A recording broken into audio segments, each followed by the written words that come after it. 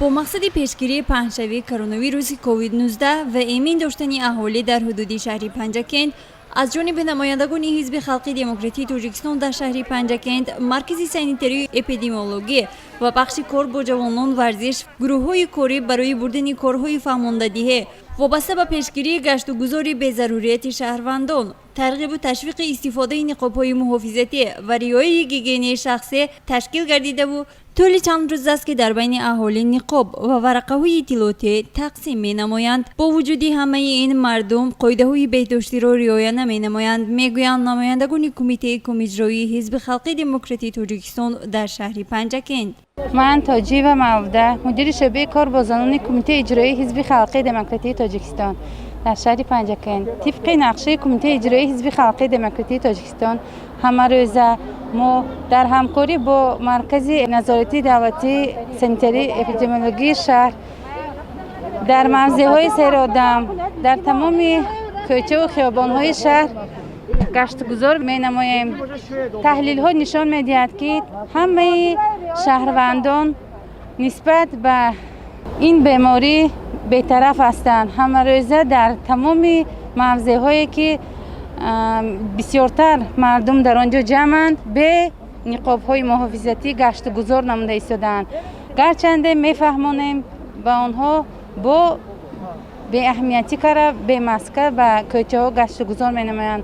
از تمام شهروندان شهر و دیهات پنجکند احترامانه خواهش می‌نمایم که در وقت از خانه برآمدن حتما نقاب‌های طبی را پوشیده با نقاب‌های طبی در موضع‌های سیرآدم گشت گذار نمایند. مقصد اساسی این به ساکنان فهماندن خطر گرفتار شوی به بیماری‌های سیرویاتی از جمله بموری کرونا ویروس کووید 19 بوده. از ایشان خواهش به عمل می‌آورند تا خود و اطرافیان خویش را از این وبای عصر حفظ نمایند. اهالی از این اقدام پیش گرفته نمایندگان حزب خلقی دموکراتیک تاجیکستان و دیگر بخش‌ها در جامعه خوشنود بوده و منتداری خویش را چنین اظهار می‌دارند. من ساکن جماعت دیهات شینگ دیهی شینگ رجبلی مولان. من امروز ما در شهر پنجکند حضور داریم. ما بسیار مردم از حزب خلقی دموکراتیک تاجیکستان منتدار هستند، چون که در تمام کار در تمام چهاربینا ما حزب خلقی نمایندگان حزب خلقی دموکراتیک تاجیکستان را در بین مردم می‌بینیم. من امروز خیلی که به همگان معلوم است ویروس کسلی کووید 19 باز خروج کرده است. من امروز نمایندگان حزب خلقی دموکراتیک تاجیکستان جوانان در بین مردم صحبت ها گذرانیده راههای پیشگیری کردن از همین کسلی مرگاور را در بین مردم برآمد کرده سادند.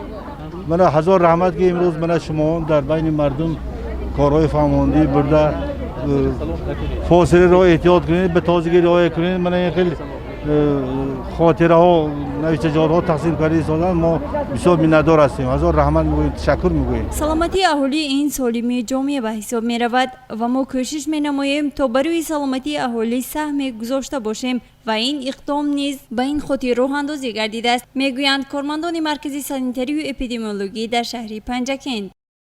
ما کارمندان مرکز نظارت دولتی سانیتری اپیدمیولوژی شهر پنجکند امروز کارهای فهماندهی، تشویقاتی، ترغیباتی با همراهی حزب خلقی دموکراتیک و والنتیران کارهای فهماندهی را گذرانیدیم.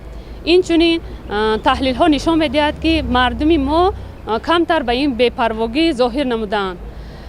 التماس میکنیم که همین نقاب های طبی را در وقتی با جاهای سیر آدم گشت گذار نمودن رعایت نمایند و از نقاب های طبی استفاده برده به نقاب و کوچه نبرایند. چون این اقدام ادامه داشته، نمایندگان مقامات کم اجرایی حزب خلقی دموکراتیک تاجیکستان در شهر پنجکند، مرکز سانیتری و اپیدمیولوژی و بخش کار با جوانان میکوشند تا کارهای ترغیبات و تشویقاتی در بین اهالی را بیشتر نموده و جامعه را از پیشگیری بیماری‌های سیرویاتی از جمله بموری سیرویاتی کرونا ویروس کووید 19 و استفاده نقاب و آنتیسپتیکا آگاه نمایند. گزارش مرتبه رحمان و خیام جورایف برای برنامه اطلاعاتی پیغام.